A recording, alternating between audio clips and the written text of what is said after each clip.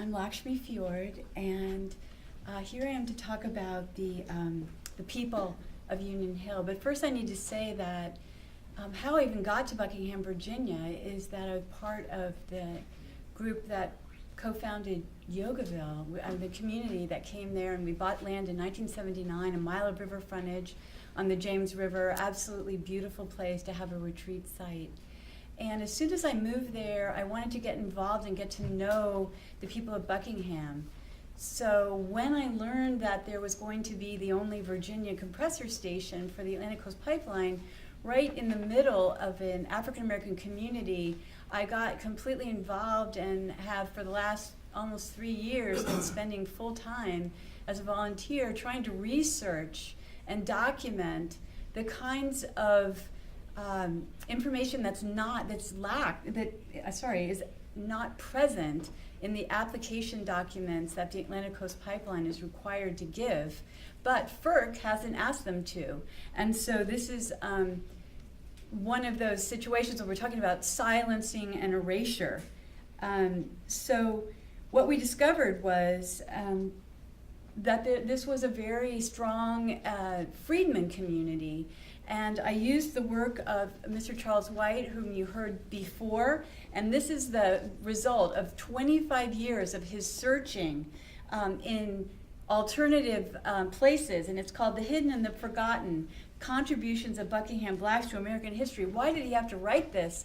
Because in 1869, vigilantes burnt down the courthouse that Thomas Jefferson had designed and everyone was so proud of, because they were so concerned that what would happen if former slaves got the right to vote.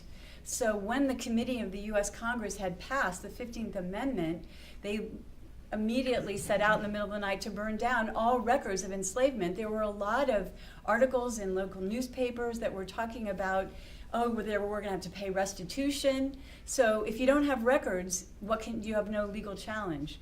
So already, even trying to find records are difficult, even records of freedmen purchases.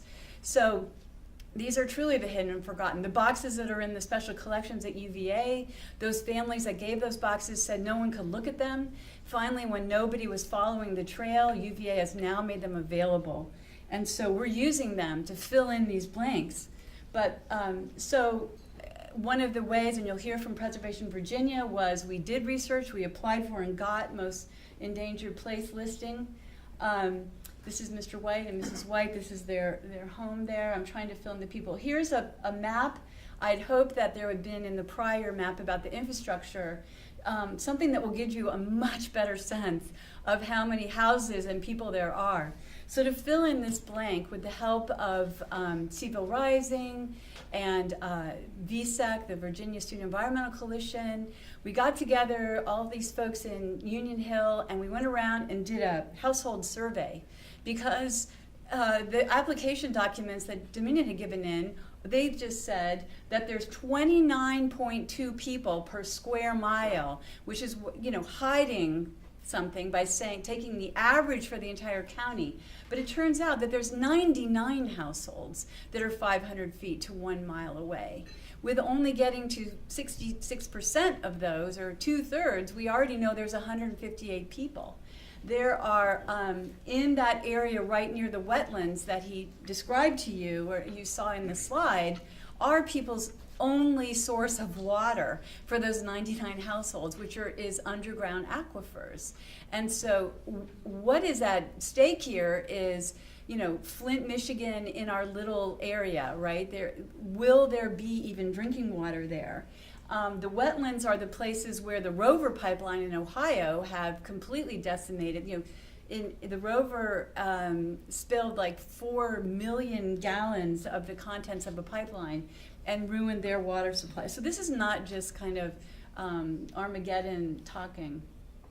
We've tried to do everything. We've been good people and made all of our testimonies, and everyone has been through that. But we came together to gather this evidence.